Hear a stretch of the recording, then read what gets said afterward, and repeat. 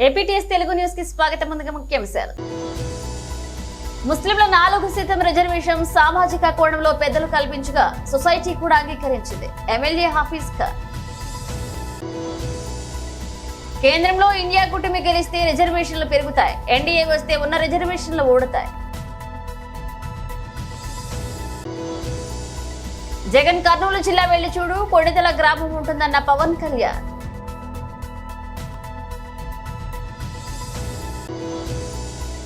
రాజీనామా పత్రంతో gun park చేరుకున్న హరీష్ రావు.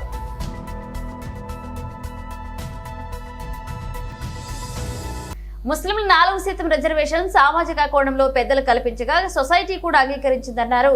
ఇక కానీ రాజకీయ లబ్ధి కోసం ఎన్డీఏ ఇప్పుడు ఆ రిజర్వేషన్ రద్దుకి పూనుకుంటుందని, ఇది ఏమాత్రం ఆమోదయోగం కాదన్నారు.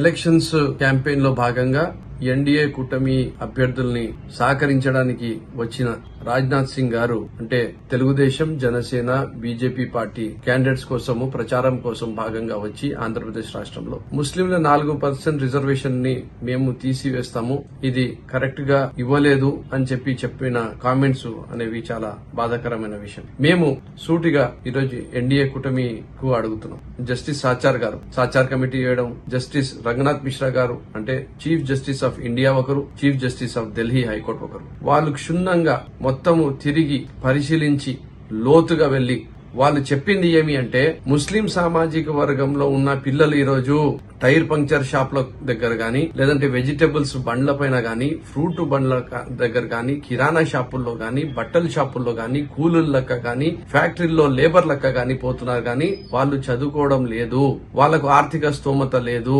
వాళ్ళ హైయెస్ట్ డ్రాప్ అవుట్ రేషియో వాళ్ళకే ఎక్కువ ఉంది స్కూల్స్ లో. ఒకవేళ ఆ పేదరికానికి ఎట్లో ఒకటి నెగ్గుకుంటూ డిగ్రీ కాలేజ్ వరకు కూడా పోతే డిగ్రీలో కూడా చదువుకోలేని పరిస్థితుల్లో డ్రాప్ అవుట్ అవుతున్నారు. వీళ్ళకు ఖచ్చితంగా లీగల్లీ, లాజికల్లీ, సైంటిఫికల్లీ ఈ డౌన్ ట్రాడన్ క్లాస్ ని, ఈ వీకర్ సెక్షన్ ఆఫ్ ద సొసైటీని, ఈ మార్జినలైజ్డ్ కమ్యూనిటీని మెయిన్ స్ట్రీమ్ లో తీసుకుని రావడానికి రిజర్వేషన్ ఇవ్వాల్సిన అవసరం ఉంది అని చెప్పి ఆ రోజు చెప్పడం జరిగింది. ఇంకో మాట చెప్పారు రాజ్నాథ్ సింగ్ గారు, ఈ మతపరమైన రిజర్వేషన్ అని కాదు, మతపరమైన రిజర్వేషన్ అయితే అందరికీ వస్తుంది ముస్లిం సామాజిక వర్గంలో. ఈరోజు చాలా మందికి, చాలా కులాలకు ముస్లిం సామాజిక వర్గంలో రావడం లేదు. కొన్ని కులాలకు మాత్రమే ఏవైతే వీళ్ళు ఖచ్చితంగా వీళ్ళు అర్హులు, వీళ్ళు చాలా ఇబ్బంది పడుతున్నారు, చాలా పేదరికంలో ఉన్నారు అన్న వాళ్లకు మాత్రమే లాజికల్ గా, లీగల్ గా స్టడీ చేసిన తర్వాతనే 4% రిజర్వేషన్ ఆ రోజు రాజశేఖర రెడ్డి గారు మాకు ఇవ్వడం జరిగింది. 20 సంవత్సరాల నుంచి ఈ రిజర్వేషన్ పైన ఒక సోషల్ యాక్సెప్టెన్స్ వచ్చింది. ఎస్, వీళ్ళు నిజంగా వెనకబడిన కులాలు, వీళ్ళు వెనకబడిన వాళ్ళు, వీళ్లకు ఇస్తుంది కరెక్ట్ చేస్తున్నారు అనే విధంగా ఈ రోజు సోషల్ యాక్సెప్టెన్స్ వచ్చింది. కానీ ఈ రోజు రాజకీయ లబ్ధి కోసం కులాల మధ్యలో, మతాల మధ్యలో విద్వేషాలని రెచ్చగొట్టే విధంగా వాళ్ళ స్వార్థ రాజకీయాల కోసము ఏదైతే చంద్రబాబు నాయుడు గారు మాట్లాడలేకపోతున్నారో అవన్నీ కూడా కుటమి నాయకులతో మాట్లాడియడము, వాళ్ళ స్వార్థం కోసము ఈ ఆంధ్రప్రదేశ్ రాష్ట్రంలో కులాలకు, మతాలకు అతీతంగా చాలా ప్రేమ అనురాగాలతో ఏదైతే జీవిస్తున్నారో, సోదర భావంతో ఏదైతే జీవిస్తున్నారో దానిని నాశనం చేసే విధంగా ఈ రోజు చంద్రబాబు నాయుడు గారు ఈ రాజకీయ కుట్రలో భాగం ఉన్నారని చెప్పి మీకు తెలియజేసుకుంటున్నాం. ఏదైతే చంద్రబాబు నాయుడు గారు చెప్పలేకపోతున్నారు అవన్నీ కూడా ఈ ఎన్డీఏ కూటమి పార్టీల నాయకులతో చెప్పిస్తున్నారు. మనమందరం కూడా అర్థం చేసుకోవాల్సిన అవసరం ఉంది. ఈ రోజు రాష్ట్రంలో యువత మార్పు కోరుకుంటుందని, అందరూ మార్పు కోరుకుంటున్నారన్న విషయాన్ని వైసీపీ అధికారంలోకి వచ్చిన మొదటి రోజునే తాను గ్రహించారని రైల్వే కోడూరు సభలో జనసేనాని పవన్ కళ్యాణ్ పేర్కొన్నారు. ప్రజలు తప్పు చేశారన్న విషయం వైసీపీకి వచ్చిన రోజునే అర్థమైందన్నారు. ఆ రోజు నుంచి ఈ రోజు వరకు మీకోసం పోరాడుతూనే ఉన్నారని వెల్లడించారు ఆయన. ఇక పార్టీ నడపడం చేతకాని అన్నారని, కానీ అది తప్పని దశాబ్ద కాలం నుంచి నిరూపిస్తూనే ఉన్నారని స్పష్టం చేశారు. కష్టాలు మనకి, బలిదానాలు, త్యాగాలు మనకి, సంపద జగన్ కు, పెద్దిరెడ్డికి, మిథున్ రెడ్డికి అని వ్యాఖ్యానించారు ఆయన.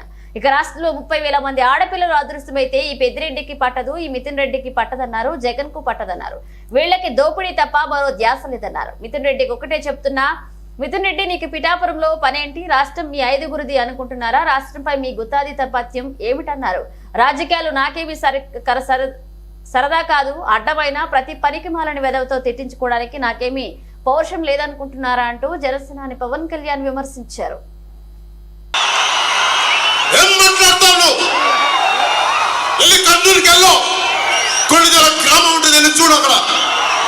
రాయలసీమ నీ గుత్తాధిపత్యం మాట్లాడతావు, దమ్ము లేవా మాకు?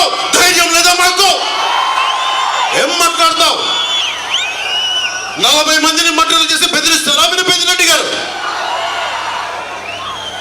అరే ఎర్ర చందనం వీళ్ళకి ఇంధనం అయిపోయింది. వీరికి అడ్డు వచ్చిన నరికేస్తారు, కాళ్ళు చేతులు తీసేస్తారు, హాస్పిటల్లో ఇంజక్షన్ చంపేస్తారు. గంగిరెడ్డి లాంటి ఒక మాఫియా డాన్, ఎర్ర చందనం డాన్, అలిపిరి కట్నం నిందితుడు 15లో మార్క్సిస్టులు అరెస్ట్ చేస్తే మళ్ళీ ఈరోజు అతను మిథున్ రెడ్డితో తిరుగుతూ ఉంటాడు. వైసీపీ గూండాలందరికీ గుర్తుపెట్టుకోండి, పవన్ కళ్యాణ్ చెప్తున్నాడు, రైల్వే కోడూరు నడి పొట్టులో నిలబడి చెప్తున్నా, రైల్వే కోడూరు నడి పొట్టులో నిలబడి చెప్తున్నా, ఒక్కొక్క వైసీపీ గూండాలకి ప్రాణత్యాగం అలా వదిలేయగలను, గుర్తుపెట్టుకో. కానీ సగటు మనిషిని బాధిస్తున్నారు మీరు, సగటు మానవ హక్కుల్ని కాలరాస్తున్నారు మీరు. మీ అంతు చూస్తాం, వీధుల్లోకి లాక్కొస్తాం, మర్చిపోకండి. ఇంతమంది యువతున్నారు, మీరు కలల కనిచాలతో చేసిన యువత. మీరే కనుక నిజంగా గుండె లోతులోంచి ధైర్యం తెచ్చుకొని రోడ్ల మీదకి వస్తే ఒక పెద్దిరెడ్డి, మిథున్ రెడ్డి, జగన్ రోడ్ల మీదకి రాగలరా? మీకు పిరికితనం వచ్చేసింది మీలో, ధైర్యం చచ్చిపోయింది మీలో. నేను వచ్చినప్పుడు రోడ్ల మీదకి రావడం కాదు, తప్పు జరిగినప్పుడు రోడ్ల మీదకి వచ్చి బయటికి రావాలి, నిలబడాలి.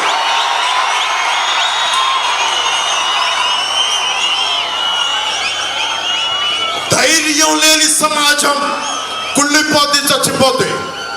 రాయలసీమ ఇది, రాయులేలిన సీమ ఇది. ఆ సీమ నుంచి వచ్చి మీరు భయపడతారంటే ఎట్లా? మీరు భయపడతానంటే ఎట్లా?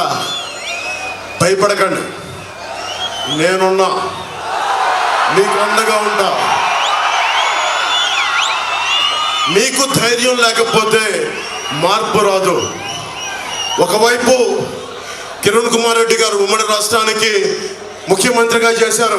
బీఆర్ఎస్ కీలక నేత మాజీ మంత్రి హరీష్ రావు తన రాజీనామా పత్రంతో శుక్రవారం ఉదయం హైదరాబాద్ లోని గన్ పార్క్ కు చేరుకున్నారు. రైతుల రుణమాఫీపై ముఖ్యమంత్రి రేవంత్ రెడ్డిని హరీష్ రావు సవాల్ చేసిన విషయం తెలిసిందే. రైతు రుణమాఫీపై నేతల సవాళ్లు, ప్రతి సవాళ్లు విసురుకున్నారు. ఆగస్టు 15లోగా రైతుల రుణమాఫీ 2 లక్షల లోపు మాఫీ చేస్తామని ముఖ్యమంత్రి రేవంత్ రెడ్డి హామీ ఇచ్చారు. దీనిపై హరీష్ రావు స్పందిస్తూ, ఈ హామీ నిలబెట్టుకుంటే తాను ఎమ్మెల్యే పదవికి రాజీనామా చేస్తా అని, రుణమాఫీ చేయకుంటే ముఖ్యమంత్రి పదవికి రాజీనామా చేస్తారా అంటూ ఛాలెంజ్ చేశారు. ఈ ఛాలెంజ్ కు రేవంత్ రెడ్డి కౌంటర్ ఇస్తూ రాజీనామా పత్రం జేబులో పెట్టుకుని తిరగాలంటూ హరీష్ రావుకు సూచించారు. ఈ విషయంపై గన్ పార్క్ వద్ద తేల్చుకుందాం, రాజీనామా లేఖతో రావాలని హరీష్ రావు సీఎం రేవంత్ రెడ్డికి సవాల్ విసిరారు. ఇందులో భాగంగా శుక్రవారం ఉదయం తన రాజీనామా పత్రంతో హరీష్ రావు గన్ పార్క్ కు చేరుకున్నారు. ఆయన వెంట తలసాని శ్రీనివాస్ యాదవ్ ఉన్నారు. మాజీ మంత్రికి మద్దతుగా భారీ సంఖ్యలో బీఆర్ఎస్ నేతలు గన్ పార్క్ వద్దకు చేరుకుంటున్నారు. ఇక దీంతో గన్ పార్క్ వద్ద పెద్ద సంఖ్యలో పోలీసులు మోహరించారు. उत्तराखंड सीएम श्री पुष्कर सिंह डॉक्टर के लक्ष्मण समावेशमయ్యారు. तो हुआ इस अवसर पर अभी आप लोग जिनको सुन रहे थे, हमारे भारतीय जनता पार्टी के इस पूरे तेलंगाना, आंध्रा, इस क्षेत्र के सबसे सीनियर लीडरों में से एक, अभी मेंबर ऑफ पार्लियामेंट, हमारे ओबीसी मोर्चा के राष्ट्रीय अध्यक्ष आदरणीय लक्ष्मण जी, एक बार ताली बजा दीजिए, बहुत ही हमारे सीनियर लीडर हैं. यहाँ पर मेरे साथ उत्तराखंड से पूरे चुनाव अभियान में पूरे देश के अनेक कोनों कोनों में जा रहे हैं हमारे आपदा प्रबंधन सलाहकार समिति के उपाध्यक्ष राज्य मंत्री आदरणीय विनय रोहेला जी, हमारे राष्ट्रीय संयोजक कार्यालय को देखते हैं आदरणीय बलराज जी, आदरणीय प्रीति जी, बेंजवाल जी, विक्रम जी और चंद्रशेखर कांडपाल जी, अनिल भंडारी जी, रिकेश्वर प्रसाद पेटवाल जी, विनोद सिंह नेगी जी, अनिल मल्ल जी और संचालक नीतू भट्ट जी एवं रोशन सिंह नेगी जी समेत सभी यहाँ पर उत्तराखंडी प्रवासीय समाज के सभी मेरे बड़े बुजुर्ग, सभी उपस्थित भाइयों एवं बहनों, मैं सबसे पहले तो आप सब लोगों ने मेरा स्वागत किया मैं भी आप सबका हाथ जोड़कर सिर झुककर आप सबका स्वागत करता हूं, आप सबका अभिनंदन करता हूं। और वास्तव में आज लक्ष्मण जी बड़ा अच्छा दिन है कि हम लोग दिन भर, आज लक्ष्मण जी भी मेरे साथ प्रातःकाल से हैं। आज हम लोग निजामाबाद गए, फिर बांगल गए और कई सारी कार्यक्रमों में भाग लेने के बाद आप सबके बीच में आए। तो दिन भर थोड़ा बहुत, चूंकि इतनी गर्मी भी है यहाँ, आपके बीच में आकर सारी हम लोगों की थकावट जो है दूर हो गई। आप सब लोगों ने यहाँ पर इस प्रकार आत्मीय भाव से स्वागत किया है और बड़ा अच्छा लगता है कि जब मैं देखता हूँ हमारे उत्तराखंड के लोग पूरे देश दुनिया में जहाँ भी हैं, उन्होंने अपनी मेहनत से, अपनी लगन से, ईमानदारी से दुनिया में जिस स्थान पर भी रह रहे हैं वहां उन्होंने एक अपना स्थान बना लिया है, अपनी एक पहचान बना ली। वो सब मेरे लिए बहुत ही अभिनंदन के योग्य हैं। मैं पिछले दिनों इन्वेस्टर समिट उत्तराखंड में हुआ था, उसके संबंध में जब मैं लंदन गया, मैं बर्मिंघम गया, मैं दुबई गया, अबू धाबी गया और भारत के भी अनेक शहरों में गया, तो सब लोगों ने एक अपना अलग स्थान बना लिया, लेकिन अपनी संस्कृति से जुड़े हुए हैं, अपनी विरासत से जुड़े हुए हैं, अपने पूर्वजों की बनाई हुई जो पद्धति है उस पद्धति को उन्होंने नहीं छोड़ा है, अपनी जड़ों से जुड़े हुए हैं। इसका बहुत बड़ा उदाहरण, अभी मैं हम गाड़ी में आ रहे थे तो मैं रोहेला जी से कह रहा था, देखिए विक्रम जी ने और इन्होंने जो टोपी लगा रखी है, ये टोपी ये हमारे प्रधानमंत्री मोदी जी ने 26 जनवरी 2022 को लाल किले में जिस दिन उन्होंने ध्वज फहराया था उस दिन लगाई थी। और जब भी उत्तराखंड आते हैं तब यही टोपी लगाते हैं। और हमारी जो बहनें हैं, माताएं हैं, महिलाएं हैं, वो हमेशा हमारे यहाँ का जो कल्चर है पिछौड़ा से लेकर, वो లండన్ में मैं गया तो मुझे కేంద్రంలో ఇండియా కూటమి గెలిస్తే రిజర్వేషన్లు పెరుగుతాయన్నారు. అలాగే ఎన్డీఏకి వస్తే ఉన్న రిజర్వేషన్లు ఊడతాయన్నారు. మీరు ఓటేస్తే ఆ ఓటు బలంతోని మీ రిజర్వేషన్లు రద్దు చేయాలని ఈ రోజు బీజేపీ కంకణం కట్టుకొని బయలుదేరింది. ఇదే కాకుండా ఆనాడు 52% మండల్ కమిషన్ ఓబీసీ రిజర్వేషన్లు ఇవ్వండి అని రికమెండ్ చేస్తే సుప్రీంకోర్టు ఏమన్నదంటే ఎస్సీ ఎస్టీ రిజర్వేషన్లకు రాజ్యాంగమైన హక్కు ఉంది, ఓబీసీల జనాభానే లేదు కాబట్టి మీరు ఏ రకంగా 52% అనేది నిర్ధారిస్తారు. ఒకవేళ వర్టికల్గా హారిజాంటల్గా 50% రిజర్వేషన్లు దాటాలి అంటే ఓబీసీ జనాభాలు లెక్కించండి. జనాభా యొక్క లెక్కల్ని పూర్తిగా అధికారికంగా ప్రకటించిన తర్వాత 50% రిజర్వేషన్లను దాటి కూడా మీరు ఇవ్వచ్చు అని సుప్రీంకోర్టు చెప్పింది. అందుకే రాహుల్ గాంధీ గారు స్పష్టంగా ఈ దేశాన్ని ఎక్స్రే తీస్తాము, ఈ ఎక్స్రేలో ఓబీసీలో ఉన్న కులాలు ఉపకులాలను అన్నిటినీ లెక్కించి వాళ్ళ జనాభాను మొత్తం లెక్కబెట్టి జనాభా దామాష ప్రకారం రిజర్వేషన్లు మేము పెంచుతామని కాంగ్రెస్ పార్టీ విస్పష్టమైన విధానం తీసుకొని రాహుల్ గాంధీ గారు స్పష్టంగా ప్రకటించారు. దీంతోని బీజేపీ అప్రమత్తమై కుట్ర చేసి కాంగ్రెస్ ఒకవేళ అధికారంలోకి వస్తే ఓబీసీ జనాభా మొత్తం లెక్కగట్టి వాళ్ళ ఇప్పుడున్న 27% కూడా రిజర్వేషన్లు 50% వరకు పెంచడానికి అవకాశం ఉంది. అప్పుడు రిజర్వేషన్లు 50% దాటిపోయి 70-75% పెరగడానికి అవకాశం ఉంది. కాబట్టి దీన్ని మొదట్లోనే అడ్డుకోవాలని, ఈ రిజర్వేషన్లను రద్దు చేయాలని ఈరోజు కుట్ర జరుగుతుంది. ఇంటర్ ప్రథమ ద్వితీయ పరీక్ష ఫలితాలలో అత్తాపూర్కు చెందిన శ్రీ అబీదా జూనియర్ కళాశాల విద్యార్థులు విజయభేరి మోగించారు. ఎంఏ, ఎంపీసీ, బైపీసీలో ప్రథమ ద్వితీయ ర్యాంకులను సాధించారు. ఈ సందర్భంగా అబీదా జూనియర్ కళాశాల చైర్మన్ అలవంద శ్రీనివాసరావు మాట్లాడుతూ విద్యార్థులు కష్టపడి చదివి మంచి ప్రతిభను రాణించడం ఎంతో హర్షించదగ్గ విషయమన్నారు. దీనికి గాను విద్యార్థుల తల్లిదండ్రుల ప్రోత్సాహం, మా సంస్థలోని ఫ్యాకల్టీ ఉపాధ్యాయుల కష్ట ఫలితం ప్రతి ఒక్కరిని ప్రథమ ద్వితీయ స్థానంలో అద్భుతమైన ర్యాంకులను సాధించారని హర్షం వ్యక్తం చేశారు. అంతేకాకుండా ఇతరుల కాలేజీలలో పోలిస్తే తమ కాలేజీలోని ఫ్యాకల్టీ, ఉపాధ్యాయులు, కరెస్పాండెంట్, ప్రిన్సిపల్, ఉపాధ్యాయులు విద్యార్థులకు మంచి గైడెన్స్ ఇచ్చి ఎలాంటి సందేహాలు లేకుండా నివృత్తి చేసి వారిని ఉన్నత స్థాయిలోకి తీసుకువెళ్లారని అభినందించారు. ప్రతి ఒక్క విద్యార్థుల తల్లిదండ్రులకు, శ్రీ అబితా జూనియర్ కళాశాల ఉపాధ్యాయులకు ప్రతి ఒక్కరికి ప్రత్యేక ధన్యవాదాలను చైర్మన్ శ్రీనివాసరావు తెలిపారు. ఈ కార్యక్రమంలో academic adviser P Dilip, dean DV Ravikumar, associated dean Ramakrishna, AO Ritish Goud, principal M Narasimharao, Bhargavi, అధ్యాపక బృందం, విద్యార్థులు, తల్లిదండ్రులు తదితరులు పాల్గొన్నారు. ప్రథమ సంవత్సరంలో 470కి గాను 466 నలుగురు, 465కు ముగ్గురు, 464 నలుగురు, 460కి పైన 40 మంది ఉత్తీర్ణత సాధించారు. అలాగే బైపీసీ ప్రథమ సంవత్సరంలో 440కి గాను 335 ఇద్దరు, 430కి పైన 8 మంది విద్యార్థులు పాస్ అయ్యారు.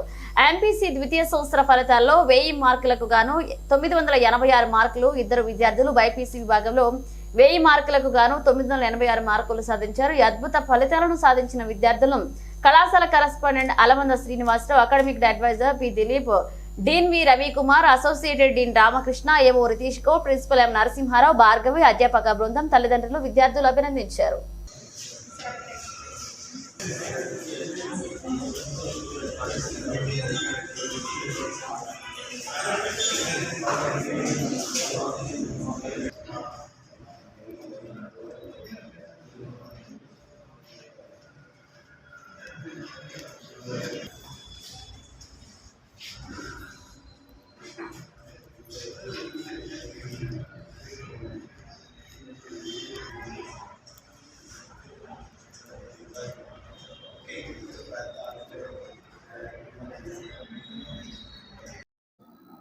నమస్తే అండి, నా పేరు Srinivasarao, chairman of Shri Abitha junior college. రీసెంట్గా రిలీజ్ అయిన JEE main results, second phase results అనుకోండి, అలాగే బోర్డ్ ఆఫ్ ఇంటర్మీడియట్ రిలీజ్ చేసినటువంటి ఐపీ ఎగ్జామ్స్ రిజల్ట్స్, ఈ 2 డిఫరెంట్ ఎగ్జామ్స్లో కూడా శ్రీ అబితా విద్యార్థులు అద్భుతమైన ప్రతిభను కనబర్చారు. సక్సెస్ సాధించిన ప్రతి స్టూడెంట్కి, ఆ స్టూడెంట్స్కి సంబంధించిన పేరెంట్స్కి, ఆ స్టూడెంట్స్కి టీచ్ చేసిన ఉపాధ్యాయులందరికీ, అలాగే ఆల్ ద అడ్మినిస్ట్రేటివ్ స్టాఫ్ మెంబర్స్కి, నాన్ అకాడమిక్ టీమ్ మెంబర్స్కి అందరికీ కూడా నా హృదయపూర్వక శుభాకాంక్షలు, అలాగే ధన్యవాదములు కూడా. కాలేజ్లో ఈ రకమైన అద్భుతమైన రిజల్ట్ రావడానికి మేజర్ రీజన్ ఏంటంటే స్టూడెంట్స్లో ఉండే కన్సిస్టెన్సీ.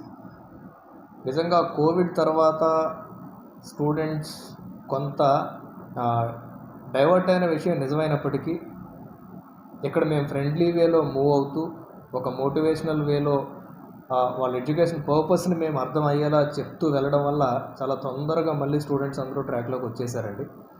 దానివల్ల వాళ్ళు మేము చెప్పిన విధంగా చదువుకుంటూ ఓవర్లోడ్ లేకుండా, స్ట్రెస్ లేకుండా, ఒక సిస్టమేటిక్ వేలో చదువుకునే పర్పస్ని అర్థం చేసుకొని వాళ్ళు చేయడం వల్ల ఈరోజు అద్భుతంగా రిజల్ట్ తీసుకురాగలిగారు. అలాగే పేరెంట్స్ నుంచి వచ్చిన సపోర్ట్ను కూడా మేము మర్చిపోలేము. చాలామంది పేరెంట్స్ మేము ఎప్పుడు మాట్లాడినా తప్పకుండా సార్ మా పిల్లలకి మంచి చదువు నేర్పించండి చాలు, మేము అన్ని రకాలుగా మీకు సపోర్ట్ చేస్తాము, ఆ రకమైన ఆ positive kind of support from the parents.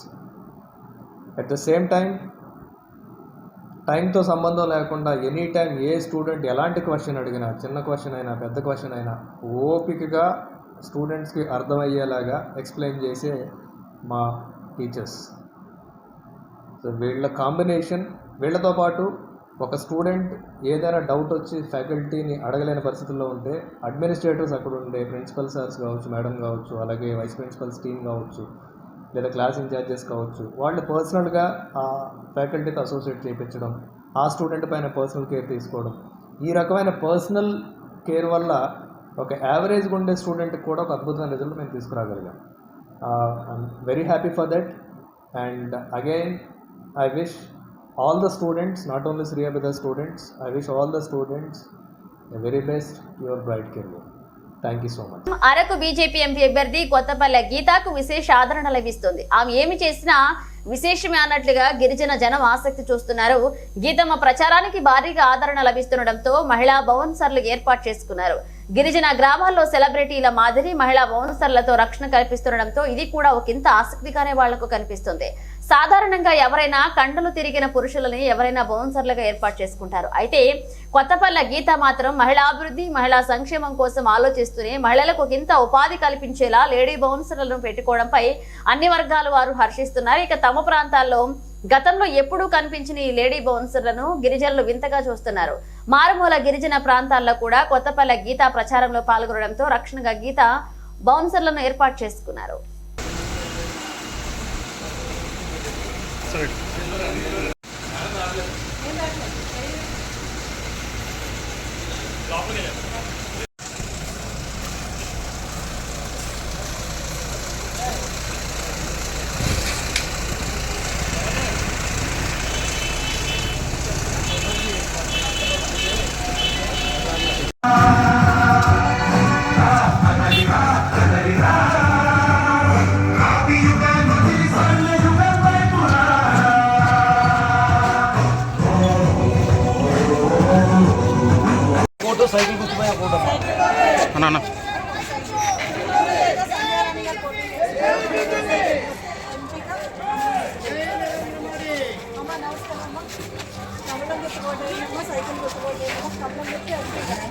ఎంపీగా కమలమే ఉంటుంది. సైకిల్ రెండింటిలో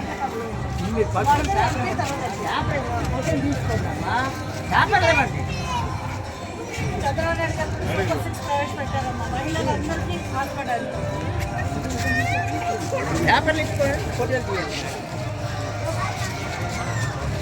థ్యాంక్ యూ అమ్మా. అందరికీ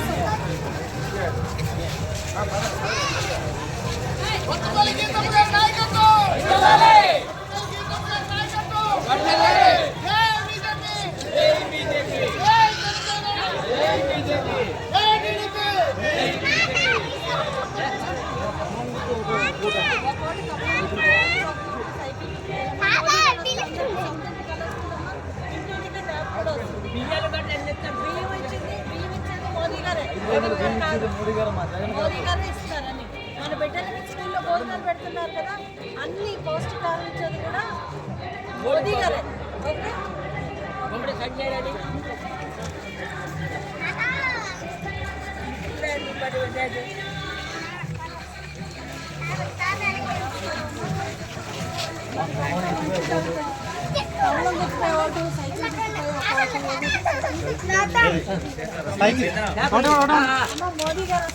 వైఎస్ఆర్ కాంగ్రెస్ పార్టీ విశాఖ ఉత్తర నియోజకవర్గ ఎమ్మెల్యే అభ్యర్థి కేకే రాజు ఫోర్త్ స్టేడియంలో 14వ వార్డు కార్పొరేటర్ కాటారి అనిల్ కుమార్ రాజుతో కలిసి మార్నింగ్ వాక్ నిర్వహించి ప్రచారాన్ని చేశారు. ఈ సందర్భంగా కేకే రాజు మాట్లాడుతూ ముఖ్యమంత్రి వైఎస్ జగన్మోహన్ రెడ్డి సహకారంతో విశాఖ ఉత్తర నియోజకవర్గంలో 400 కోట్ల పైబడి అభివృద్ధి పనులు చేపట్టడం జరిగిందన్నారు. అంతేకాకుండా ప్రపంచంలోనే ప్రసిద్ధి చెందిన రహేజా గ్రూప్ వారి ఇనార్బిట్ మాల్ మన విశాఖ ఉత్తర నియోజకవర్గంలో సుమారు 1500 కోట్లతో పెట్టుబడితో తీసుకురావడం జరిగిందని, అంతేకాకుండా భారీ కన్వెన్షన్ హాల్, ఐటీ టవర్స్ నిర్మాణం జరగనున్నాయన్నారు. తద్వారా సుమారు 15,000 మంది ఉపాధి పొందే అవకాశం ఉందని అన్నారు. కావున ఈ ఎన్నికల్లో ఫ్యాన్ గుర్తుపై ఓటు వేసి తనను గెలిపించేలాగా అత్యధిక మెజార్టీతో గెలిపించాలని అభ్యర్థించారు. ఈ కార్యక్రమంలో ఆంధ్రప్రదేశ్ రాష్ట్ర Sikh welfare corporation chairman Anand Singh, directors Rayudu Srinu, K Susheela, Balla Srinu, M Sunil, Ambati Sailesh, పలువురు సీనియర్ నాయకులు, పార్టీ శ్రేణులు పాల్గొన్నారు.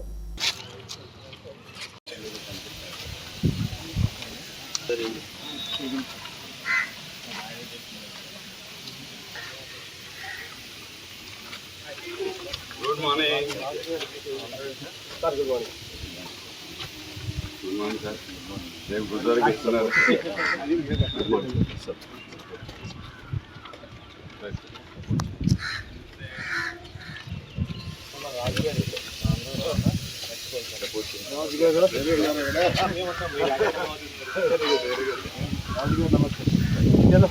Thank you very much.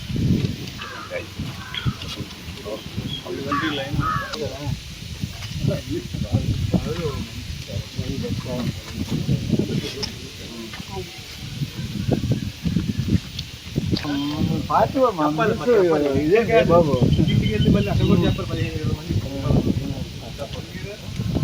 Sir. కొద్దిగా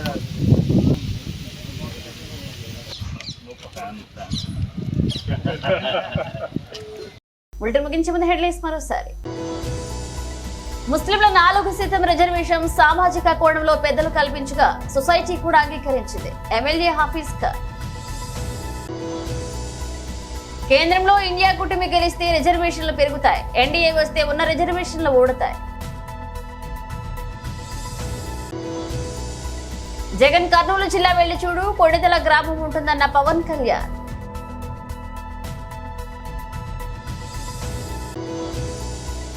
రాజీనామా పత్రంతో గన్ పార్క్ చేరుకున్న హరీష్ రావు.